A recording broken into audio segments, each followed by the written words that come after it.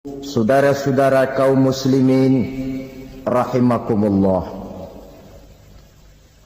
kita menyaksikan peristiwa-peristiwa yang memilukan dan memalukan. PHK terjadi di mana-mana, pengangguran meningkat, harga-harga membumbung tinggi, daya beli rakyat semakin lemah. Sementara di bidang politik, kejadian-kejadian memberikan indikasi bahwa persatuan dan kesatuan kita sebagai bangsa dewasa ini tengah berada dalam ujian yang berat.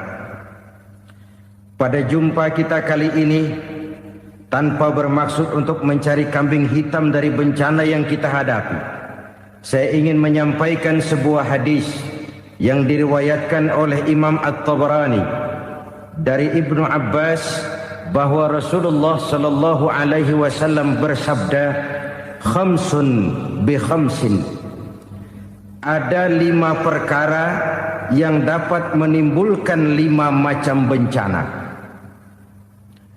Mari kita renungi hadis ini satu demi satu sebagai bahan introspeksi buat kita semua dalam menghadapi bencana yang tengah berlaku sekarang ini. Yang pertama, manaqasa qaumul ahda illa sullita alaihim aduwuhum. Apabila suatu kaum sudah mengingkari janjinya, maka mereka pun akan dikuasai oleh musuh-musuh mereka. Sederhana saja nampak kalimat dalam hadis ini. Apabila orang sudah mengingkari janji, mereka akan dikuasai oleh musuh-musuh mereka sendiri. Dan musuh kita yang paling utama saat ini adalah kemiskinan dan kebodohan. Kenapa itu terjadi? Karena kita mengingkari janji kita sendiri. Di saat awal-awal berdirinya Orde Baru, kita pernah berjanji untuk melaksanakan Pancasila dan Undang-Undang Dasar 45 secara murni dan konsekuen.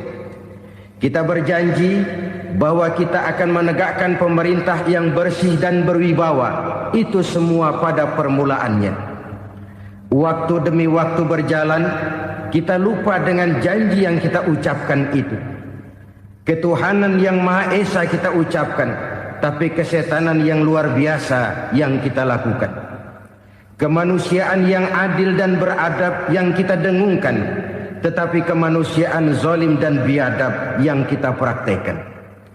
Sederhana saja saudara, hampir setiap pejabat pada posisi-posisi kunci, di awal-awal ia memangku jabatan itu, biasanya ia mengucapkan sumpah dengan lafaz demi Allah, bahwa dalam melaksanakan jabatan ini saya tidak akan menerima hadiah atau pemberian dalam bentuk apapun.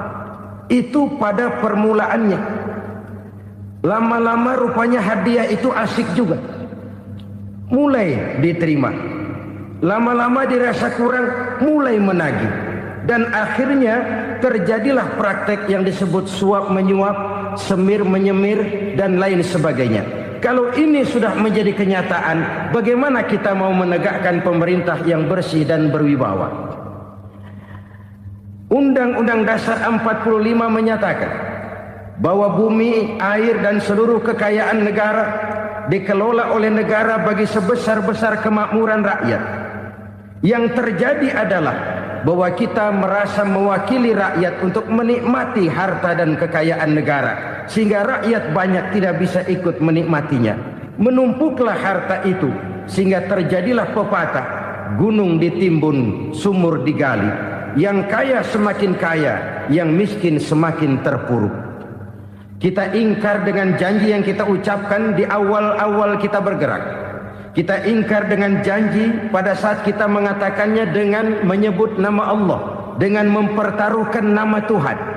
Sehingga pada akhirnya jabatan pun mengalami tender. Sudah menjadi rahasia umum. Orang mau jadi lurah mesti mengeluarkan uang. Mau jadi camat mesti mengeluarkan uang. Mau jadi wali kota, bupati, bahkan gubernur, itu ada pasarannya.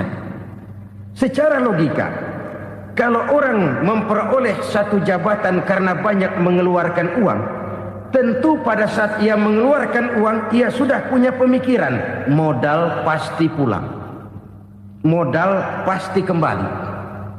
Kalau orang memperoleh suatu jabatan karena banyak mengeluarkan uang, maka langkah pertama yang dia lakukan setelah memangku jabatan itu ialah bagaimana uang bisa kembali, bagaimana modal bisa pulang. Kalau modal sudah pulang, pikiran berikutnya bagaimana supaya dapat untung. Lalu kapan mau bekerja untuk kepentingan rakyat? Itu nomor 18. Kemudian kalau ada proyek-proyek besar, pertanyaannya ialah bukan apakah proyek ini bermanfaat bagi rakyat, apakah proyek ini layak untuk diteruskan, tetapi yang jadi pertanyaan paling utama ialah bagian saya berapa duit dari proyek ini. Kita bisa lihat proyek, mega proyek lahan 1 juta hektar di Kalimantan Tengah, triliunan rupiah, dan proyek itu gagal. SD Impres bulan ini diresmikan, bulan depan retak. Jembatan-jembatan bulan ini gunting pita, bulan depan runtuh. Kita ingkar dengan janji. Kita berkata kita bekerja untuk kepentingan rakyat, tapi kita tidak pernah mengenal rakyat itu. Apabila suatu kaum sudah mulai mengingkari janji, maka mereka akan dikuasai oleh musuh-musuh mereka. Akibatnya tersusunlah barisan-barisan sakit hati, yang makin lama makin menjadi bola salju, menggelinding membesar, dan kemudian terjadilah hal-hal yang tidak kita inginkan lagi. Apabila suatu kaum sudah mengingkari janji, maka mereka akan dikuasai oleh musuh-musuh mereka. Ini penyebab bencana yang pertama. Kita tidak konsekuen. Tadinya kita dengan lantang teriak-teriak berantas korupsi, ganyang korupsi. Pada waktu kita belum mendapat kesempatan. Setelah kita naik punya kesempatan, rupanya korupsi enak juga dirasa. Terjadi pergeseran nilai, orang luntur, kehilangan idealisme awal. Lalu untuk menghibur diri, menutup kesalahan, kita gunakanlah pepatah bahwa tidak ada gading yang tak retak, bahwa kita harus mikul dur mendem jero.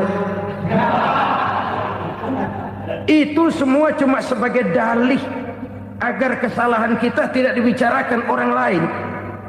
Padahal kita sendiri yang mengingkari janji. Kita yang keluar dari komitmen awal kita. Kita berjanji melaksanakan Pancasila dan Undang-Undang Dasar 45 dengan murni dan konsekuen. Kita berjanji untuk menegakkan pemerintah yang bersih dan berwibawa. Namun dalam kenyataannya itu tidak kita laksanakan dengan sebagaimana mestinya. Kita bergeser, kita mengalami proses degradasi, peluncuran nilai, dan akhirnya terbentuklah barisan-barisan sakit hati yang semakin lama semakin membesar itu. Kita harus introspeksi. Memang kalau zaman sedang susah, biasanya kambing hitam laris, tukang kompor gentayangan. Itu dari dulu selalu mencari kambing hitam. Karena itu kita tidak bicara orang, kita tidak bicara siapa yang salah. Kita bicara sistem, dan sistem itu bisa mengena siapa saja. Kalau orang sudah mulai mengingkari janji, bergeser dari komitmen awal, itu sudah mulai ia mengalami proses peluncuran, proses degradasi. Ini penyebab yang pertama. Kita tidak lagi konsekuen bahwa bumi, air, sumber daya alam adalah milik negara, dikuasai oleh negara, digunakan bagi sebesar-besar kemakmuran rakyat. Ternyata rakyat yang makmur itu tidak merupakan gambaran yang menyeluruh dari rakyat kita. Undang-undang dasar kita menganut ekonomi kekeluargaan, tapi yang kita praktekkan adalah ekonomi keluarga. Kalau bukan keluarga nggak dapat proyek. Kalau bukan keluarga nggak dapat macam-macam. kekeluargaan kita rubah menjadi keluarga. Timbullah penyakit nepotisme. Kita bergeser, kita ingkari janji. Dan kita anggap kita atasnamakan rakyat. Rakyat cuma sekedar jadi adres, rakyat cuma sekedar jadi alamat, tetapi kehidupan mereka tidak banyak berubah dan tidak banyak terangkat. Kaum muslimin rahimakumullah, ini penyakit yang pertama, penyebab bencana yang pertama. Yang kedua kata Nabi, wa ma hakamu bighairi ma anzalallah. Apabila hukum yang diterapkan sudah tidak lagi bersumber dari hukum Allah, illa fasha fihimul faqru, maka akan bertebaranlah kemiskinan di mana-mana. Ini artinya apa? Apabila hukum tinggal sebuah stempel, apabila hukum sudah diatur menurut kepentingan, apabila hukum sudah tidak lagi ditegakkan secara adil, maka kemiskinan merambah di mana-mana. Hukum diatur menurut selera orang yang sedang berkuasa, maka yang benar bisa jadi salah, yang salah bisa jadi benar. Hukum dalam kenyataan hidup berlaku seperti pisau. Pisau itu kan saudara lihat, yang namanya pisau dimanapun itu tajamnya ke bawah, ke atas tumpul. Kalau hukum itu, kalau untuk rakyat, hukum itu tajam bukan main, cepat sekali dilaksanakan. Tapi giliran menengah ke atas, yang gedean dikit berbuat salah, hukum tumpul. Hukum pura-pura tidak dengar. Akibatnya terluka rasa keadilan rakyat. Satu kasus rakyat diam, dua kasus rakyat diam, tiga kasus rakyat diam, kasus terakumulasi di hati rakyat. Luka rasa keadilan, dan itu menjadi sumber bencana. Penjarahan, kita tidak setuju itu, tapi kita harus melihat kausalnya. Itu kan tidak berdiri sendiri. Itu kan karena terlukanya rasa keadilan rakyat, melihat kesempatan ini tidak merata. Kalau rakyat ini yang ngajukan kredit ke bank, walaupun jumlahnya cuma jutaan, ratusan ribu, susahnya 17 setan. Tapi ada orang-orang tertentu yang agunannya palsu, jaminannya palsu, bawa kata belece, bukan cuma miliaran, triliunan kredit bisa keluar. Terluka rasa keadilan, hilangnya kesempatan. Rakyat cuma dapat kesempitan, jarang dapat kesempatan. Dari lukanya rasa keadilan ini, memang ya entah lipstik, entah basa-basi, dibentuklah tim ini, dibentuklah badan pengawas ini, dibentuklah tim ini. Kalau membentur tahu, hancur tahu.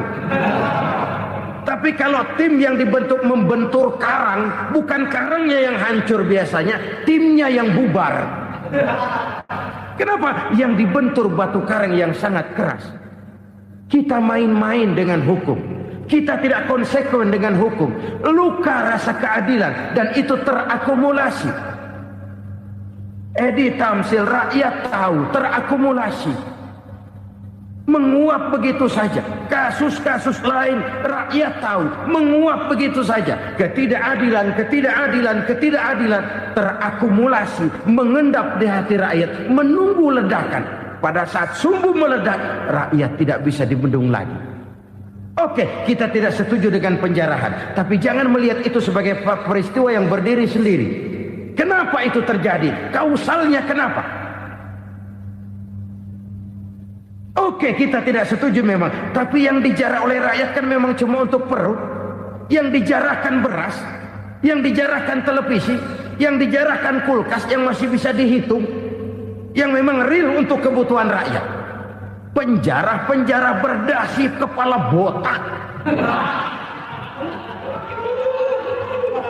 yang menguras uang rakyat habis-habisan, enak saja melenggang dalam kehidupan ini. Makin terluka rasa keadilan rakyat.